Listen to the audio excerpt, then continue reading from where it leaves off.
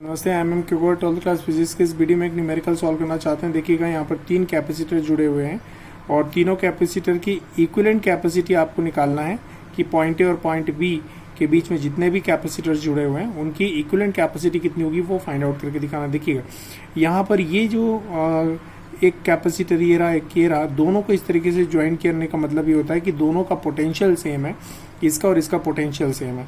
अब यहाँ पर ये सेकंड कैपेसिटर थर्ड कैपेसिटर दोनों को इस तरीके से जुड़ा हुआ, मतलब इन दोनों का भी पोटेंशियल कैसा है, सेम है। इसका मतलब क्या हुआ कि जब इसका पोटेंशियल इसके साथ सेम है और इसके पोटेंशियल इसके साथ सेम है, इसका क्या मतलब हुआ कि तीनों का पोटेंशियल क्या होगा, इक्वल होगा। और तीनों का पोटेंशियल इक्वल तभी हो सकता है जब ये पैरेलल फॉर्म में जुड़े हुए होते हैं। ठीक है, तो इसका मतलब ये हुआ कि तीनों के तीनों आपस में कैसे जुड़े हुए हैं, पैरेलल फॉर्म में कनेक्ट है। मैं डायग्राम बना के दिखा रहा हूँ, देखिएगा। तो यहाँ पर ऐसा लिख सकते हैं, ये पॉइंट को सी नाम दीजिए, सी और डी का पोटेंशियल सेम है, ई और एफ का पोटेंशियल सेम है। ठीक है, इसका मतलब ये होगा कि तीनों गिवन जो कैपेसिटर्स हैं वो एक दूसरे के पैरेलल फॉर्म में कनेक्ट है। अब मैं पैरेलल फॉर्म का फॉर्मूला लगा रहा हूँ। देखिए बच्चों ने लिखा हुआ है the potentials of the point C and D.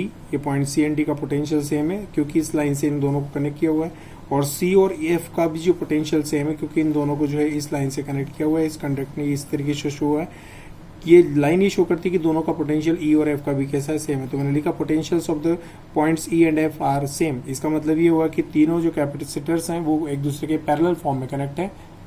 बच्चों ने लिखा है कि the given capacitors will be connected in parallel form, इस तरीके से लिखा हुआ है। अब पैरेलल इनको जोड़ के भी दिखा सकते हैं, कोई दिक्कत नहीं है। देखिए ठीक है बच्चों, ये पैरेलल फॉर्म में कनेक्ट करके दिखाया। अब इक्विवेलेंट कैपेसिटी में लिख के दिखा रहा हूँ, C equal to C1 plus C2 plus C3। बच्चों देखिए लिखे मैंने equivalent capacity C1 plus C2 plus C3, तो रिजल्टेंट इक्विवेलेंट कैपेसिटी हो जाएगी 15 माइक्रोफैराड। तो ये न्यूमेरिकल काफ़ी आसान था। अब इसका स्क्रीनशॉट ले लीजिए कि बच्चों आज के इस वीडियो में इतने काफ़ी। Thank you so much.